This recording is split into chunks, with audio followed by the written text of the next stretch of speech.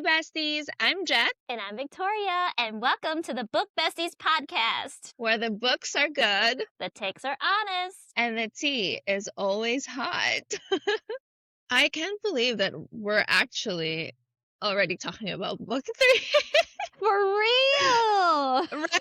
I think the conversation with Fourth Wing and Iron Flame just went by so smoothly and so fast that now we're almost saying goodbye to the Empyrean series. Temporarily. Temporarily. Until then, how about you? How are you feeling? Feeling hopeful. I'm feeling hopeful because we've revisited so many things in the first 2 books and the last 2 episodes that I'm starting to remember why, all the additional reasons why I love the series so much. And then I'm going to miss it more, or I'm going to have to wait longer, like that heartfelt longingness for the 4th book. But at least we know it's coming. I think that's a good thing. At least we know that it's only a matter of time, right? Before we finally get our hands into the 4th book. So you guys, in this episode, our world has expanded even more. We are beyond the continent looking for answers. We are diving into Onyx Storm by Rebecca Yarros, Book 3 of the Empyrean series. We'll start spoiler-free for those who survived Fourth Wing and Iron Flame and are ready for Onyx Storm.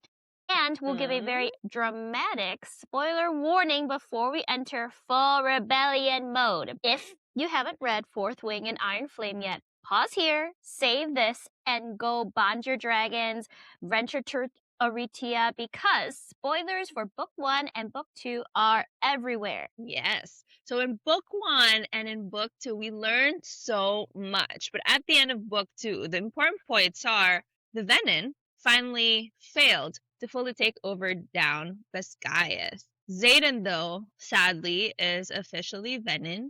And in this book, we see him struggle. But I don't know. I guess for me, Xaden, Venin or not Venin, I still love the guy. So Same. I don't care. I don't care what happens. But also in this book, right, like the squad is determined to find cure for Venin and find Andarna's kind, because we learned that Andarna is actually the 7th breed.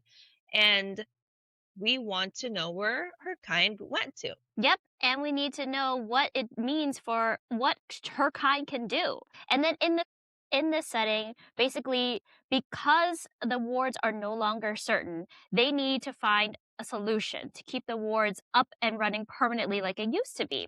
Basquiat is more like a war command center rather than a school at this point. So yes, there are still classes going on, but Battle Brief is the main focus, where they're actually living the war almost in real time, and students are being sent off to the front as well. The premises and themes for this book are the cost of power, fate versus destiny, and choosing sides. And I know, Jet, choosing sides was a huge deal for you in the last book. So this is going to be an addition to that. I mean, we also know that Griffin riders are joining them in Besteas for the first time.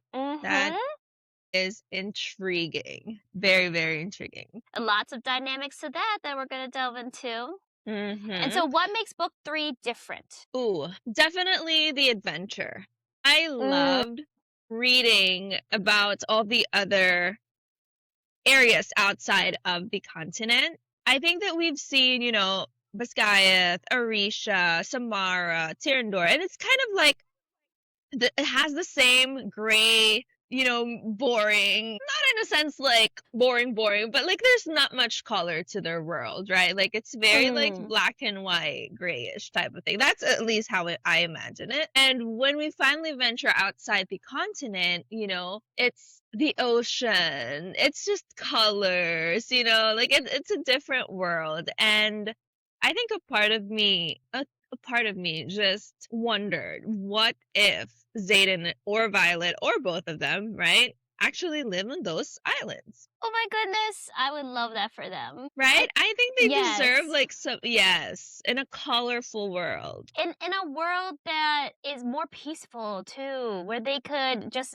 be with each other and not have to worry. And I think another thing with what makes book 3 different for me is the teamwork that is integrated into all these battles now, because before they were cadets, there was a very structured learning environment. Yes, in book 2 they were thrown into battles with Venin, but in this book they're really challenged to work wholly as a team, like utilize everyone's strengths, support everyone in their weaknesses to become the best squad, live up to that term of Iron Squad outside of the context of school. Because they are Iron Squad. Yes, the Yes, best they squad. are. Yes, absolutely. And I mean, my guy Dane is wing leader. So do you still hate him on this book? No, I don't. I can't say I fully forgive him though, as a friend.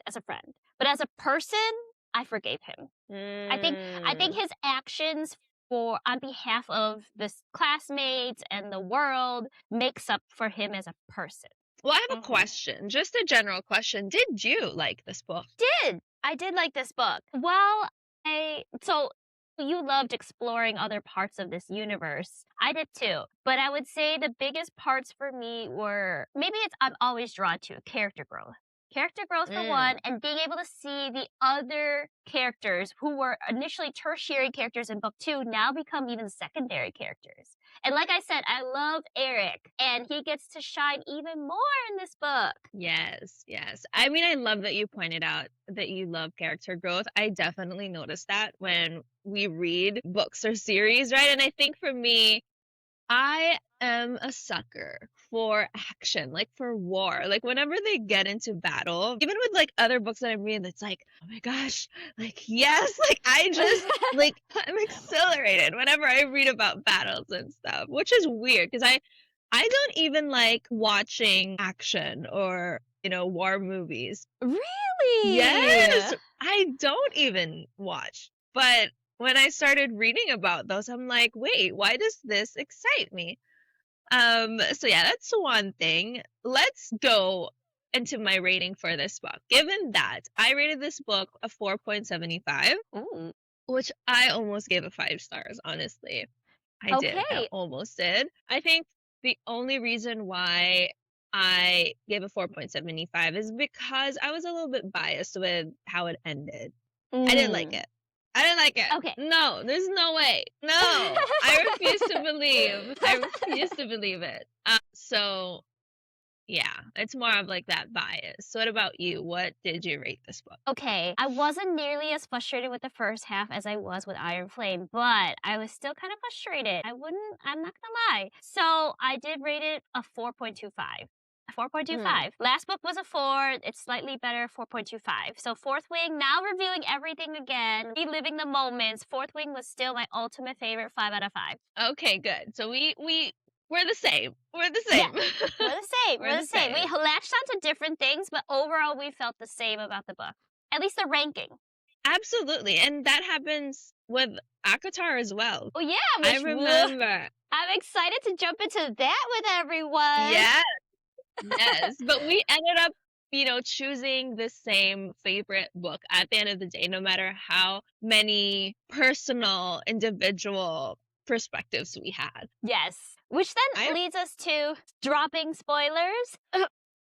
Yes, it's time, and I can't wait. Because from this point on, we are entering full spoiler territory. So if you haven't finished Onyx Storm, pause now and go start reading. Okay, just do it. We'll see you soon. Make sure to save this. Whew, okay. So much to talk about. And it is because it is now like fully, we're done with the series as of third book. It's completely spoiler free. I don't have to worry about remembering, what did that happen in book 2 or book 3, right? We just go all out. That was hard in the last few series. Okay. Oh, God. I really want to talk about Cygnus because that's something you get so excited about, and I just need you to go off on that. Oh.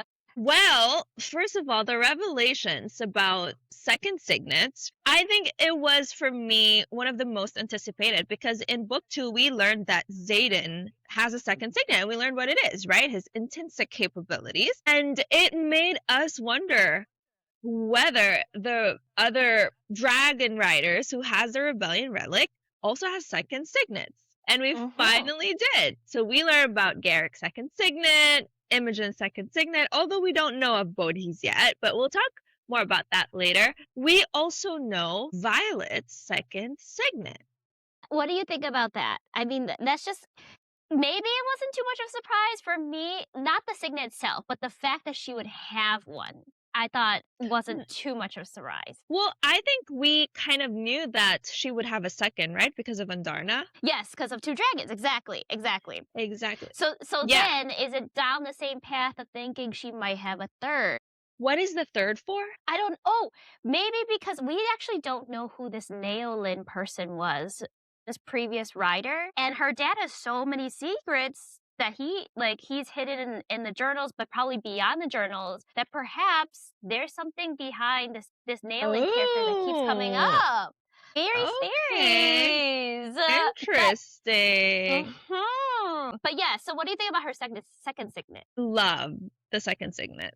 I think it's because it's been happening all throughout, and we just didn't. I didn't see it coming, at least for me, that whenever she dreams, like, that was it. Like that is her actual signet. And so I think it was revealed very smartly.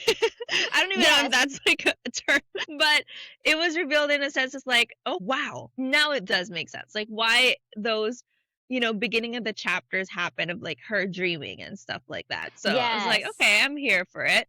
I am just like so curious to know how it would develop into something that's like actually helpful in defeating, like the threat. So when she had those dreams, my initial theory was she was actually living it, that she somehow could see the future like Eric could. Ooh. But that was my initial thought. But then when she had that dream about the fire, getting the picture, not fully recognizing who was in the picture, I was like, wait a second. Now, how going back to your point about how it could be used is really interesting, because some of the Venin, like the main one, like the one who wants to be her sage, actually has quite a backstory. I think it was also like a crucial story that we kind of like need to know, especially in this book. We venture into a lot of gods and goddesses moments, and then it just all of a sudden she's one of those, what do you call it? Priestess, but right? She wasn't officially a priestess yet. She was but she was trying. Yes, she was exactly. trying. She was trying. And that process is interesting too, because could Violet have become a priestess in a way if she had fully gone through that sacrifice process? Right. Maybe there is a reason why she was not able to go through that sacrifice process. But okay, more into that later. Since you mentioned Eric's signet of seeing the future, shocking! What a revelation! And I am obsessed that Eric could see the future. I mean, we love Eric. He is your favorite. I love Eric. Like, he is my future king. Like, I want him to be king one day. Like, were you surprised when you learned that it was his signet? Absolutely. And I think it was a surprise in a good way, because it could both make sense but still be a surprise, because he's always been so strategic. Like, he's very reserved with what he knows and his powers, but at the same time, he'll do what's right when the time comes, like when they went into the archives to get the journals. But he's always kept this very close to heart. And I think that's so, like, that's going to speak volumes to him in the future as a leader, that he's gonna both make the right decisions, potentially be able to balance those who are power hungry and those who want good for the realm. I just love him. There's so many reasons. I could go on and on though, but how about you? I mean, like, even before we knew of his signet, right? Like, we already loved Eric. His demeanor, he, like you said, like, he has that, and this is all imagination, right? Because like, we are reading the book, we just know, like I think he's such like a diplomat as well, like, regardless of like how he feels so strongly about, what he believes in, he does, like, when he speaks, it's, you would listen to him, right? Like, he he like, he knows what he's saying. Absolutely. And we know that he's probably already seeing the future at that point, right? Like in the beginning. But he does say it in a sense that it's not making us wonder. It's just because he knows exactly what and how to say it. And so I think he's just a wonderful character. Yeah. Crucial, very crucial. Like I love that he's part of the squad for sure. Yes. Given that, I was gonna ask if there's any of the squad members that you feel like should go. Oh, Or okay. like doesn't have that. Should is a strong word, though. Should. Maybe if I had to pick, let's say. Can we say that? If I had to pick, not who should Yes. go. Okay. Okay. Riddick. I know I'm gonna get so much hate, but we are on the same page about that. I feel like he brings a lot of humor to the team, and he is almost trying to play that replacement Liam role. I'm gonna get hate for saying that too. He's trying to play that replacement Liam role in terms of I'm gonna stick by your side, I'm gonna protect you, Violet. But I don't think he really lives up to the strength of Liam, and I think that maybe unless he has like a very sudden change in his character arc, I can't see too much more for him. How about you? I think that for sure, like Riddick is somehow crucial to the squad in making things light, right? And just having that friend that maybe, wouldn't judge you that deeply, but would talk you some sense. But I think at some point I have to agree that it's not like it's not going to change anything if he does actually go. Mm-hmm. But that's how I feel about Riddick. But honestly, another hot take. I think I would actually choose Ree. No. No, right, and I hope she doesn't because I have like other hopes for her. But I'm just saying, like at this point for the squad, don't see her being, like very crucial to Xaden and Violet's story. So, yeah. Wow. Okay, I have very strong feelings about that, and it's in a disagreement with what you're saying because since the beginning I saw so much potential in Ree in terms of not just being a friend but also being a potential leader. She sees the strength in other people. She's able to balance a team. Like the fact that the Griffin Flyers were so well integrated into the Iron Squad, I think was basically all thanks to her. Everyone else was like pushing very hard against that. Maybe Violet was, helpful, but Ree truly like treated them as equals, helped them like be cohesive, forced them literally to come together at her own family home. Big deal. Well, that's true. I have to say though, like it was the exact same thing that I was talking about earlier when I said I have other hopes for her. And I feel like I would have loved to see Ree as a wing leader at some point. And right? And I'm like, we saw Xaden and Dane to be wing leader. We want a woman to be a wing leader, right? But now that I'm like thinking more about it though, what is the future really for Biscayet? Like we are fighting Venice. Like that is now the plot, right? Like we're almost kind of done with the inner problems in Biscayet. We are venturing out. And so I don't like, is it still like a thing in the later books that there is a new wing leader? Like, is it still going to be more of a college, or are we actually, so that's where I'm at. Especially when we ended this book, we know, right, that this is now bigger than what it used to be. So yes, that's the only thing. And reeling us back into this third book itself, right? When you're talking about the relevance of Biscayet in the future, we see that there's other kingdoms out, or not maybe full-on kingdoms, but like there's other leadership out there outside of Navarre who could potentially like turn the tide in this. We have the city, I guess, City of Knowledge, where we meet Xaden's mom and Xaden's brothers. Oh my God. Okay. That's another thing too. Maybe we should save that for the next episode about like theories about the brothers, but him meeting his mom, that was a whole moment for me because we could tell from the beginning he was just so broken and unloved, very much like Violet, honestly. And now to be like face to face with his mom, he couldn't even be in a room with her. Right. Yeah. That was sad. But I also think that it was so beautiful that that part of his story was laid out when he was already with Violet. Yes. It happened in Yes, the right time because she needed to be absolutely. there. And I think it was, and this is where we kind of go back to what we're saying, that at this point, it is earned, right? Like their love is earned.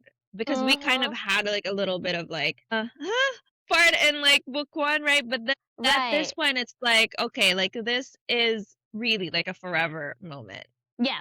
And it felt like Yeah, in that very moment they were truly partners. And absolutely. he didn't need to say anything. She just knew exactly what to do in that situation. Because Mm-hmm. she knew like obviously his mom means a lot to him, but also he needs his space.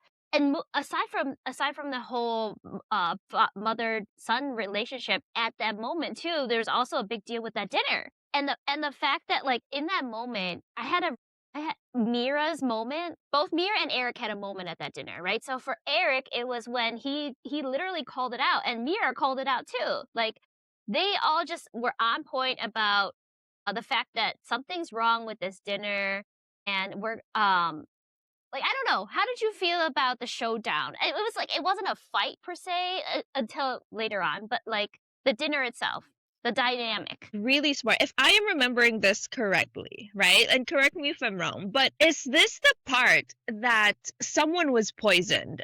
Yes, they're trying to poison all of them. Right. Like they were trying to poison each other, right? In a sense, too. Because Violet kind of had a hunch, in a sense, right? Yes. And she did take precautions. And I think that Yes. was really smart of Violet. Like, this is where I saw Violet come into this, like, come into her, like, maturity, right? Because, like, we hated her immature moments in Iron Flame. And I feel like in this book, it's now she's more matured. She is very clear on what she wants to achieve outside of this continent. She really wants Xaden to get cured. She really wants to find Andarna.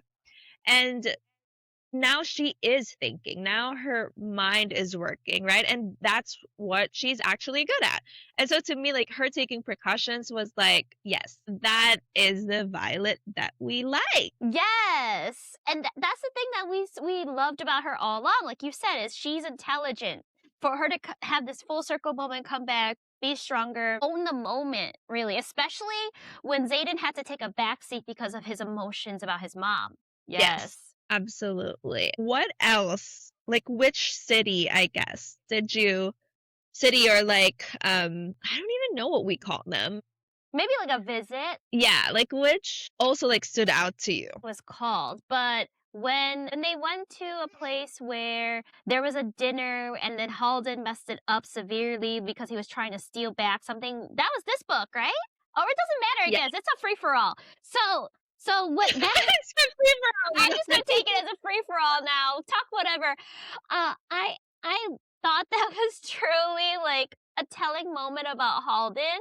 That like this is such an important moment for them. They had to strategize to make this meeting happen, and yet he could just go and ruin it all just because of what he needed to take back something that was stolen. Like you have all the wealth and jewels in all of Navarre, and you had to ruin this, and then thus your guard getting killed for it. Oh my god, let's talk about Halden a little bit here because we almost kind of forgot about this guy, Prince Yes. Halden. Oh my gosh. What a pig! Indeed, that's apt. That's an apt term. Yep. And he, like, okay, insane. He is actually Violet's ex. I know, and the fact that like he slept with his professor and with his guard. Who Czar, else? that is now Yeah. dead, apparently. And then I think a tutor too. Like, oh my god, boy cannot keep his hands to himself. Yeah, he is the total opposite of Eric, right? Yes. I feel like Eric grew up looking at Halden being like, that's everything I don't want to be, but then still loving him. Like, he's still so loyal to his brother. Take though, and I don't know if you would agree to this, but I think that Halden, as much as like he's a pig, I am kind of curious what's gonna happen to him. I think that he's gonna have his arc, and I want to see it. I want to see it. I want Okay. him to have like, his little Dane moment. Okay, that's gonna be hard. That's gonna be a hard one to follow up. One, because I don't think he's actually. That's the other thing. Other than with Eric, I don't think he's actually close with anyone, and that makes it interesting because he's kind of thrown into the mix here as someone who is known to be a playboy, but still has a very like high power, like be a power as a prince. But then he's not a writer. So where does he exactly fit in without being a prince? Like what is his identity otherwise? Whereas Eric, has a signet, has a dragon. I think that's where the arc could potentially play out. In that maybe he'll make something of himself because he's currently technically nothing, really. Like other than being a prince. Well, that's the thing. I just feel like it's gonna be really hard to just remove Halden in the story unless he just died all of a sudden, right? I mean, he is the heir. So it is him before Eric, right? So I am just not sure if, I don't know, maybe he's gonna decide to like live somewhere else and like have like a self-reflection moment. I don't know. No way. But, like, no way. I'm just saying, like, it's gonna be really hard to have like or think of an exit for Halden, right? Unless all of a sudden just die. And so I'm thinking, like, if this is gonna be our king one day, what is he gonna be like, right? And I hope that it's to be like a good one. And we have a few more books, so that's true. Hope is not lost. Nothing. I'm wondering too. Okay, this could be a total like completely off theory, but technically Halden is a twin, and Eric and Violet haven't seen them in a long time. Do you think maybe Halden is actually not Halden, but the other Wait, twin? what do you mean Halden is a twin? Halden's a twin! I didn't know that. Did I know that? But apparently the other twin died a long time ago. But just like how Brendan apparently died and never died, like... Wait, who killed his twin again? I don't remember. I don't even know if they told us how the twin died. They just said there was a twin. Zayden? Wait, I think it was Zayden, right? I don't remember who, but it was revealed that he was a twin. Right. Okay, actually, yeah. Was it Zayden who killed the twin, or someone killed the twin because the twin was even worse than Halden? No, it is. It was Zayden who killed the twin. Absolutely. And that could be a whole arc too. I think it was because his twin is a dragon rider, right? Or like is in Biscaya, training to be a dragon rider. And then what? And then he was a bully, and I think he did bully Garrick or something, and then Zayden killed him. Yes. That's right. Yes. Yeah, so yes. Okay, yes, maybe that theory doesn't make sense anymore. But I'm thinking back though to a final point about Halden, maybe final point, is it's interesting though when you think about how those in official leadership of Navarre as a whole are not meant to be riders. Like Eric is an exception because he snuck into the school, right? Otherwise, they're supposed to be only infantry quadrant max. Like not supposed to be a rider because they don't want that power imbalance of like a king also be owning a dragon or not owning. But why was the other brother, why was he a dragon rider as well? I don't know. That's the thing. Like, I thought they were saying, like, you can't have... Oh, maybe because he's not a crown prince. Halden's the crown prince. But then why did Eric have to sneak in? Maybe Eric had to sneak in because the king didn't want Eric to be a rider since the other brother died. Going to school. Probably. Yeah, maybe. Yeah. But going back to this again, this power imbalance of like, if Eric became king, then essentially he's both a king in an official role of power, but also a rider with a very powerful signet. If he were to actually flip and become evil, not saying he will, but let's say he did, like, how would they even be able to stop him? That would be wild.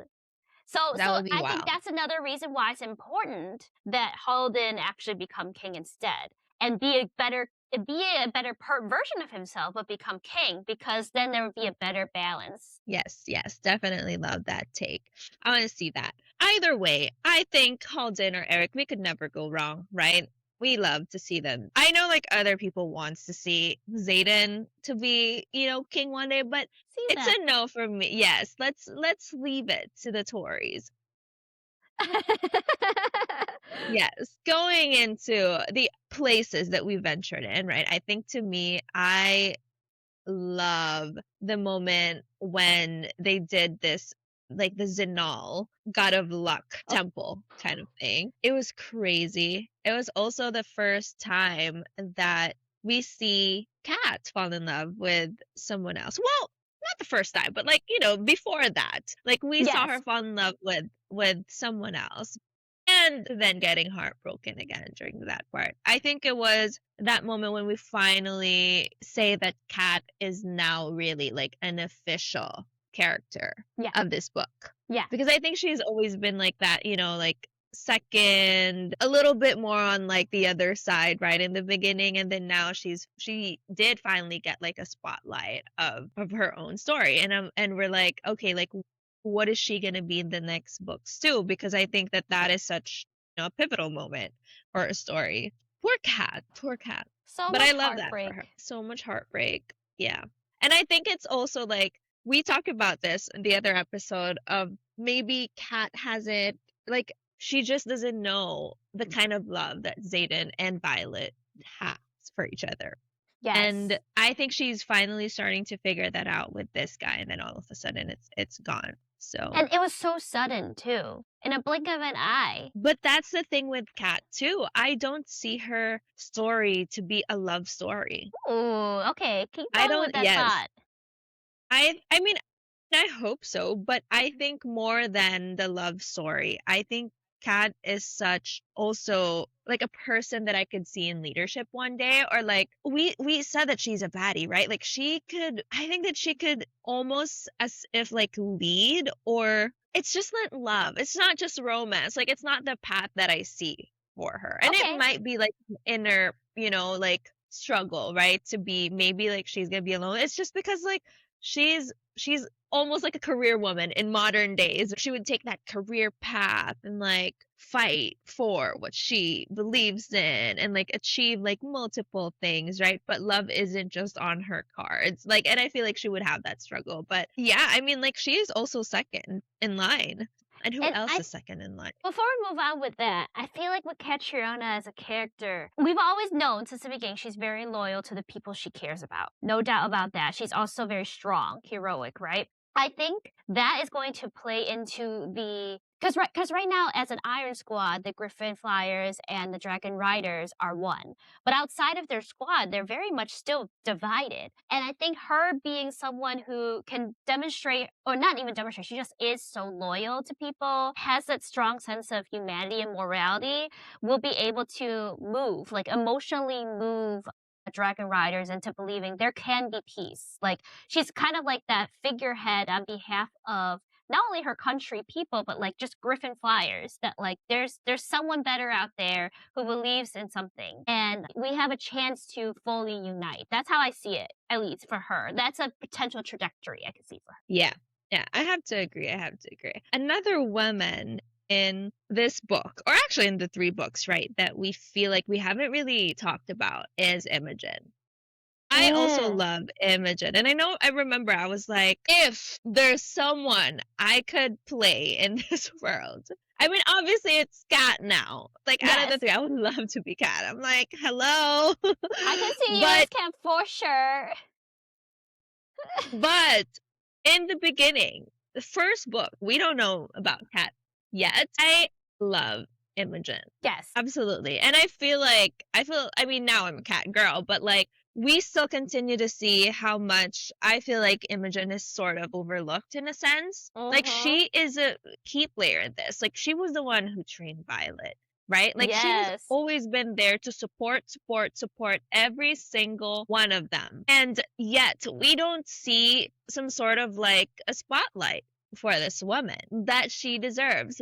We do kind of at the end of Onyx Storm where she has this like moment, but we want to see some positive thing happening. Like I don't like even understand why Imogen is not, up there in terms of like, we see like Rhiannon being a squad leader, right? We see Dane as a wing leader. So like where does Imogen stand? Like is she also going to be in leadership? Because I feel like she's always there for support, right? Yes.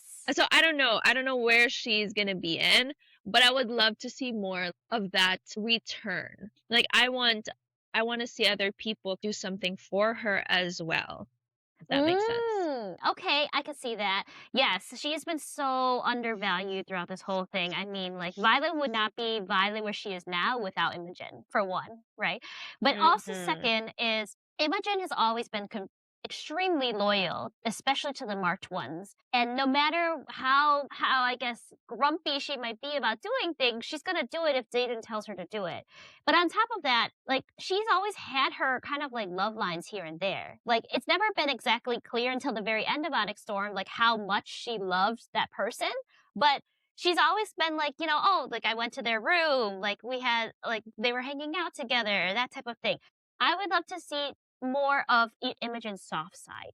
And I say that not because I think that's the only way she could get more spotlight, but I do think that that would make her more human in a way. Because I think very much Imogen is like a low key. She stays low key. Like she's very curt. Like if you talk to her, she's like grumpy and be like, okay, fine, and then like walk off.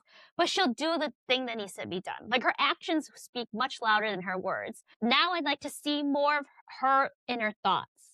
Like her coming Ooh. out, yes, her inner thoughts, the way that she expresses the love that she felt for the person who died. Like I want to see that softer side of her. And I think I'm hoping that might come in the next book. Yes. And we kind of sort of like had a glimpse when Quinn died. I mean, she is her best friend. And I think maybe it all led up to that moment of us feeling like she didn't have, you know, the support of other people, but maybe it was Quinn who was giving it to her, right? And then she's gone. And I think it was very emotional. I didn't have any attachment with Quinn, but I was really sad because of Imogen, because I love Imogen. And I feel like she is literally like the only person she has. We know that, you know, there's something between her and Garrick, but we never really explore that part, right? Like we don't know like if this something serious? Is this something that's gonna, you know, progress in time, which I hope so, but I also do have like some theories around that too. Maybe like later on the next episode. But, you know, so like now I want to see it. And I feel like we need to see how she kind of grieve and like move forward, right? Like I have no problem seeing her struggle. And I feel like maybe she would really have that moment of I just feel like also the fact that she again helped Violet and Zayden. Yeah. The moment that she made her forget, and she's like back to work. It's like girl didn't even have time to like, I don't know, leave or like be done with this and like grieve, you know. She does everything right, you know. I feel like she does, because realistically speaking, like I also don't have a problem if she needs some time by herself. That's a good point. Is like when you say she does everything right, it's like she's always been the character who comes in clutch for like really important things, but who comes in clutch for her? And who's going to replace Quinn? And replace sounds like a terrible word, but more like be that safe person place for her. That that she needs now. Absolutely. I'm curious to see that. So in terms of what Imogen helped with, I think I could go forward and then backward, because what happened at the end kind of makes us think back to things that happened before, leading up to that moment. Yeah. So and there's no rules here. You guys, there's no rules here. We could be all over the place. Yes, spoilers everywhere from any book. Don't have a structure. No, we don't here. We're lounging. No. I mean, we're literally in hoodies. For those of you who are listening on Spotify, or wherever you get your podcasts, we are casual here. Okay, so Violet and Zayden getting freaking married. I mean, they were a minted couple a long time ago, but how could we actually marriage? Wow. I know, and we didn't get to see it. Like, we didn't get to at least get like Zayden's perspective of like the marriage was she looked gorgeous in her gown, like all these other things. Like in any drama that you watch that's a romance, you've got to have at least a wedding scene. Otherwise, what was the whole point? But I don't know. Go ahead. Maybe we will, right? Like maybe in the future, maybe. Yes. I mean, again, like I probably at this point have put all my money on Dane, but I love for Dane to retrieve that memory. And wouldn't it be insane if if it's in Dane's perspective. No, I wouldn't want that. No, thank you. Why? No, but like No. then in that case, he would see Xaden too, and then he would see Violet and see what happened. I don't know. We'll see. Maybe we'll get like a different like POVs. Maybe I don't know. Yes, but I'm just saying, like, I for sure feel like we will see that, but maybe it's just more of like in the future once it's probably solved or something, because there is a reason why she has to forget, right? Which we don't That's know. true. Again, That's true. Imogen had to work right away despite the heartbreak that she just went through. Wow, unbelievable. The war scene, or like the battle scene, Xaden ended up embracing his full-on Venin side, drawing more power from the earth. Eric giving, finally, opening up about his signet. Sloane, using her siphon magic for Mira, because we also saw Mira also almost Hanging die. on- Yes. Whew.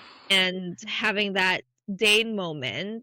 Okay, just for context, okay, because it seemed like, I know it seemed that since the very first episode I am obsessed with Dane, but it did Seems like it's pretty obvious. It doesn't but seem like it anymore. It just is an obsession. Let me explain myself. It wasn't always like this. Okay, like I didn't have a thing for Dane for a long time until very recently. And I think that it's because it has been overpowered by Xaden, by Liam, and by Eric. So I never really had like, wow, like Dane's actually pretty cool until recently, when I was just like, wait, like it actually does make sense that Dane isn't really not that bad, and he actually had his like arc, and then he's actually pretty hot. I mean, to be fair, aren't all the guys at this school like at least a baseline level of hot, because they're built? Well, that's true, but still, like, I don't know. All of us, it's also like this very random thing, right? Like I finished Onyx Storm like early January, and I'm like, why did like literally it's only the past week that I had this like obsession for Dane, and I'm like, I don't know, he's actually like pretty cool. Like, I mean, he is a wing leader, so I think that says a lot. That really turns you like, on somehow. You just keep saying wing leader, like wing leader. Yeah, turns me on. Like, thing for wing. Oh yeah, for sure. But also him actually being powerful, right? Like he was the one who helped with like imbuing magic into the Ward Stone and Iron Flame. Yes. We saw that, but we never really thought about him being that much powerful. And then this time, he was the one who gave his powers to Sloane. Well, not to Sloane, but Sloane as a siphon, but yes. As a conduit to Mira, or to Brannon, right? For him to heal. Yes. Mira. Yes. So I think that there is more to Dane that we don't know, right?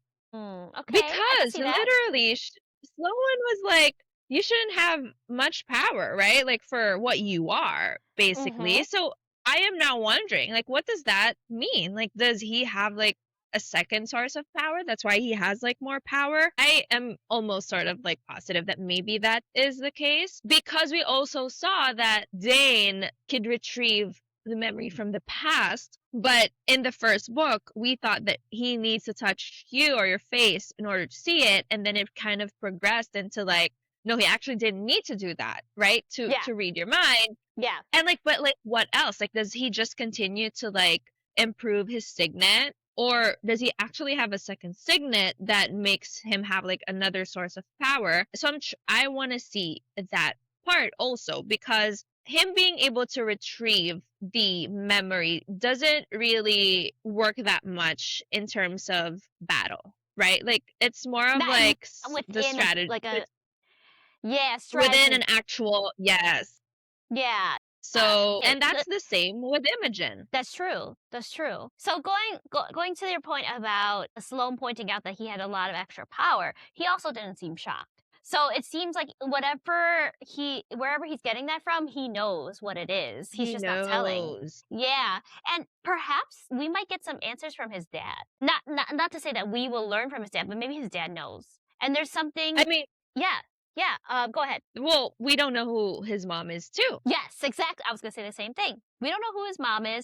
And that's the other thing too, in this whole world, like the really powerful children, or at least the children of very powerful people, the only ones that we know both parents of are the Soaring Gale siblings. Otherwise, everyone as mother seems to be a real like mystery. Like where are they going? Like why are they just like Absolutely. disappearing, right? And then we learn, going to where his mom, like Zayden's mom was living, that they have arranged marriages that are contractual for certain periods of time. Like, first of all, does that mean that them, like even Dane could have a sibling that we don't know about, just like Zayden did? And that also means that there's potentially more ties or more second in lines that we may Mm, not be aware of, because if the mother remarried, they have no children with the new guy, then like potentially like one of these kids could inherit a different throne completely. absolutely. I just have to interject this.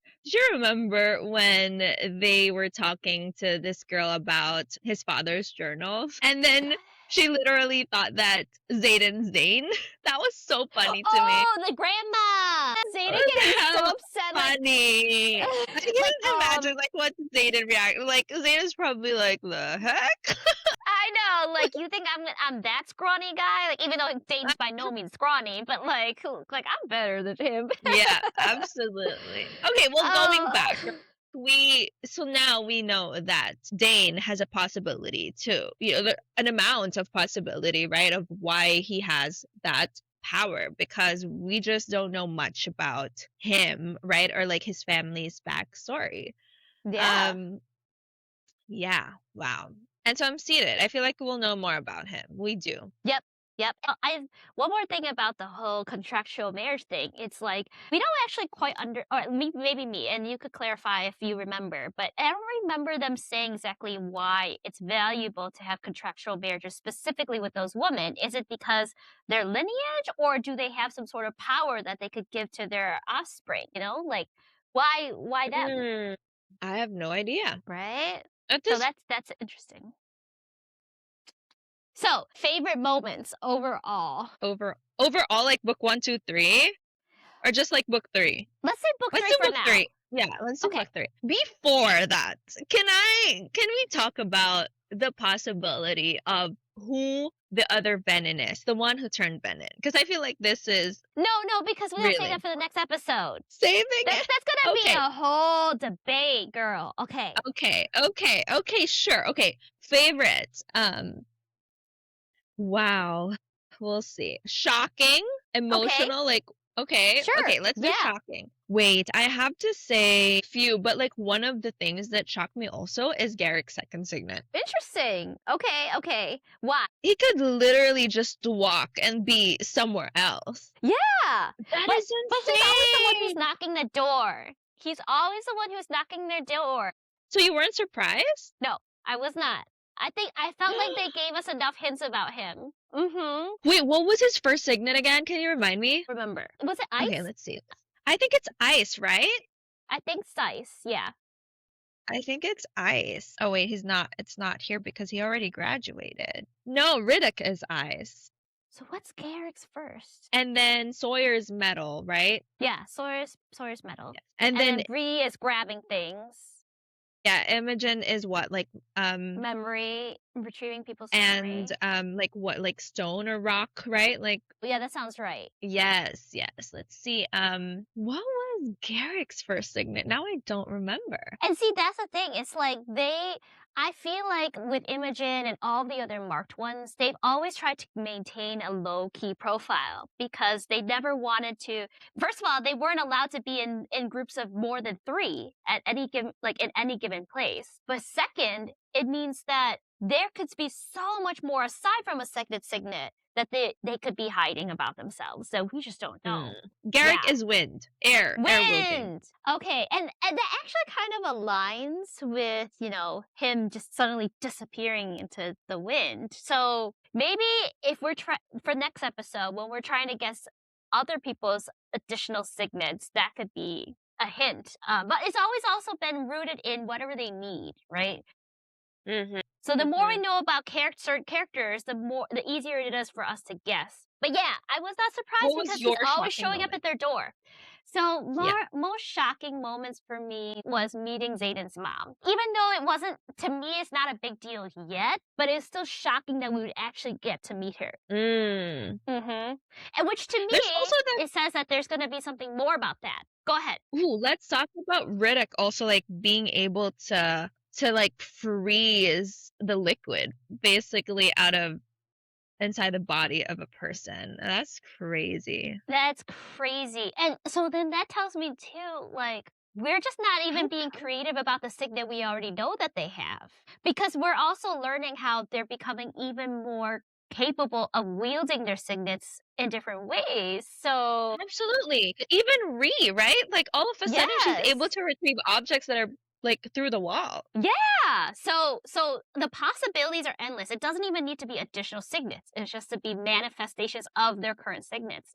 Ooh, that makes me really excited.